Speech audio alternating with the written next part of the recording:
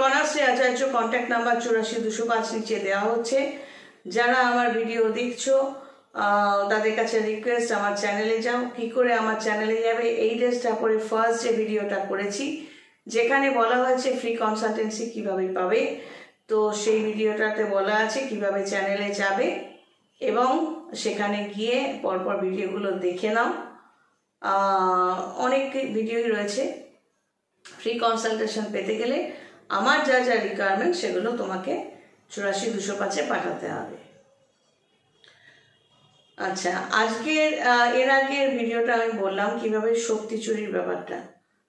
Telepathy কথাটা সবাই শুনেছ, ওর সাথে রিলেটেড হলো তোমার ভাগ্য চুরি এবং তোমার সময় চুরি। এটা কিভাবে হয়? তুমি যে কোনো কারণেই হোক, মনে করো তোমার লাইফে কোনো একজন ব্যক্তি, কোনো পার্সন, তার সম্পর্কে ভাবছো। তো তোমার ধরো পড়াশুনো রয়েছে, বা অফিসের কাজ, বা ব্যবসার কাজ, বা রান্না করা, বাড়িতে বসে কাজ, হোয়াট এভার, যে কোনো কাজেই তুমি ইনভলভ থাকছো, মানে তোমার কাজ করছো, তখন কিন্তু তুমি তার কথাও ভেবে যাচ্ছ। তো টেলিপ্যাথি ব্যাপারটা সর্ট অফ সত্যি, সেটা সকলেই জানো। তো এই যে তুমি তার কথা ভাবছো, অর্থাৎ এই ভাবনাটা আমাদের, আমি তান্ত্রিক হিসেবে সবসময় আমার কাস্টমারদের বলে এসেছি এবং বলি যে সবসময় কন্ট্রোলড হও। চিন্তা ভাবনা, পরিশ্রম সব কিছু যেন আন্ডার কন্ট্রোল থাকে, কনসেন্ট্রেটেড থাকে।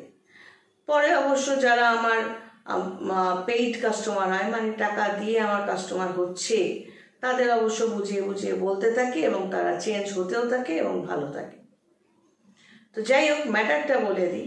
এই যে তোমার সময় থেকে এই যে তুমি ভাবছো, এবার মনে করো তুমি রান্না করছিলে, ওই যে মনের কোনায় বারবার উকি দিচ্ছে সেই ভাবনাটা, তোমার রান্নাটা গন্ডগোল হতেই পারে, পুড়েও যেতে পারে, অগোছালো হয়ে যেতে পারে। অর্থাৎ তুমি না ভাবলে রান্নাটা ভালো হতে পারত। তোমার কাজ শেষে তুমি রান্নাঘর গুছিয়ে গাছিয়ে স্নান টান করে এসে বসতে পারতে, হলো না। তুমি অফিসের কোনো কাজ করছো, সেম জিনিস, বস যে কাজটা দিল সেটা পারফেক্টলি করতে পারলে না, কেন? তুমি ভাবছো তার কথা। এক্ষেত্রে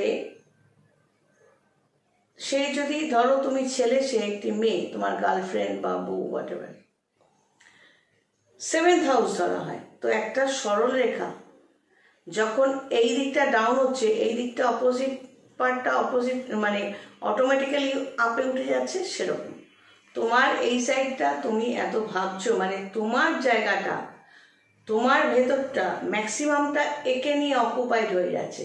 তাহলে তোমার ভাবনা চিন্তা বা ভাগ্যটা কিন্তু সামহাউ সে বেনিফিটেড হচ্ছে।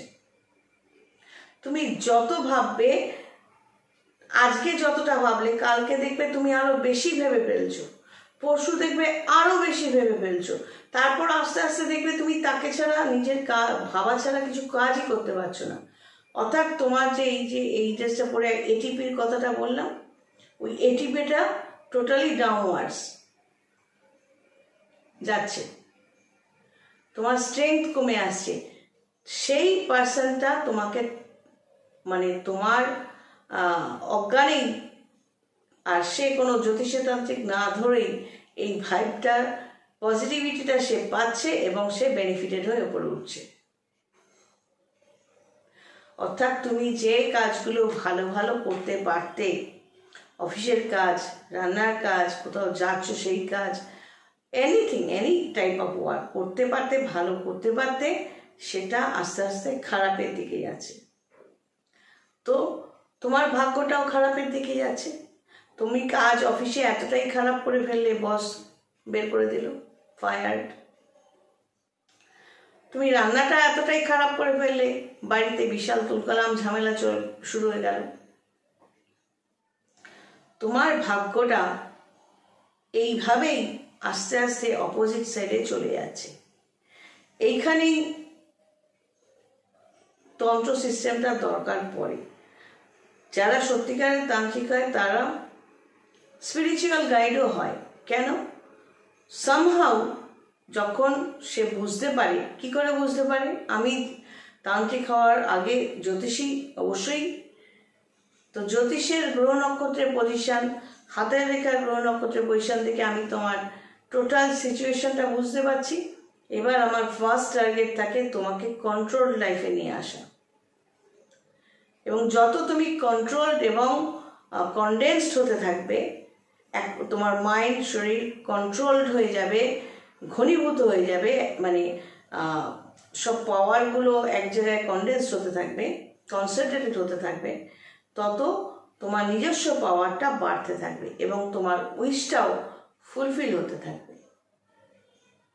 তো স্পিরিচুয়াল গাইড একটা সময় অনেক আগে গুরু আমার এজেন্টরা লিখতো, আমি না করে দিয়েছি। গুরুটা কেমন একটা যেন বোকা বোকা লাগে, গাইড কথাটা ঠিক আছে, আই থিঙ্ক সো। তো গাইড হিসেবে আমি গাইডও করি, ফ্রি কনসালটেন্সিও দিচ্ছি, জ্যোতিষী হিসেবে ক্যালকুলেশন করছি। তো কেউ যদি এমনি জিজ্ঞেস করে যে আচ্ছা কত খরচ হবে, তো আমি একটাই কথা বলি, তোমাকে আমি চিনি না জানি না, আমি ভগবান। তুমি ফোনের প্রান্ত থেকে বলছো আমার না এই ম্যাটার, দু চার লাইন বলে আচ্ছা কত খরচ করবে, আমি সিম্পলি ফোনটা কেটে ব্লক করে দিই। Useless brain. জ্যোতিষী তান্ত্রিক মানে যারা প্রথমেই গুরু মা গুরু বাবা বানাতে চাইছো, তো তুমিও সেরকম, সেই জ্যোতিষী তান্ত্রিকগুলোও সেরকম, কেউই কম যাও না ন্যাকামতে।